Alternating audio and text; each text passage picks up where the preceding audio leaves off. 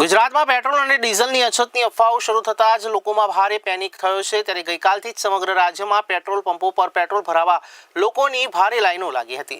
સરકાર અને તંત્ર દ્વારા લોકોને ખાસ અપીલ કરાઈ છે કે પેટ્રોલ અને ડીઝલનો પૂરતો જથ્થો ઉપલબ્ધ છે।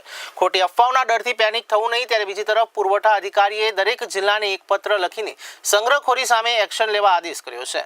બીજી તરફ મુખ્યમંત્રીએ પણ લોકોને અપીલ કરી છે કે પેટ્રોલ અને ડીઝલની અછતની ખોટી અફવાઓમાં આવીને લોકો પેટ્રોલ પંપ પર લાઈનો लगावी रह्या छे। तेवामां मुख्यमंत्री भूपेन्द्र पटेले કહ્યું છે કે વૈશ્વિક સ્થિતિ કેવી છે તે સૌ લોકો જાણે છે। આવી સ્થિતિમાં આપણે બધાએ સાથે મળીને રહીને ખોટી અફવાઓથી દૂર રહેવું જોઈએ। રાજ્યમાં પેટ્રોલ ડીઝલ કે ગેસની કોઈ અછત નથી। ત્યારે પેટ્રોલ પંપ પર લાઈનોમાં ઊભા રહીને પેનિક ના કરો। ત્યારે કેન્દ્ર અને રાજ્ય સરકાર સતત સજાગ છે। રાજ્યમાં ઈંધણનો પૂરતો જથ્થો ઉપલબ્ધ છે। જો કે કોઈને તકલીફ ન થાય એ માટે કેન્દ્ર અને રાજ્ય સરકાર ધ્યાન આપે છે। પણ જાતની અફવામાં દોરાઈ અને ગેસ પેટ્રોલ કોઈની પણ ક્યાંય લાઈનમાં રહેવાની જરૂર નથી।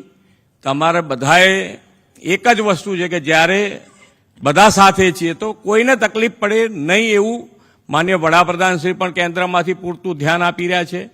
અહીંયાથી રાજ્ય સરકાર પણ એની પર પૂરતું ધ્યાન આપી રહ્યા છે। એટલે કોઈ અત્યારે કોઈ ડીઝલ પેટ્રોલ કે ગેસની કોઈની શોર્ટેજ નથી। બધાને પૂરતું મળી રહ્યું છે, મળી રહ્યું પણ છે અને મળી રહેવાનું પણ છે।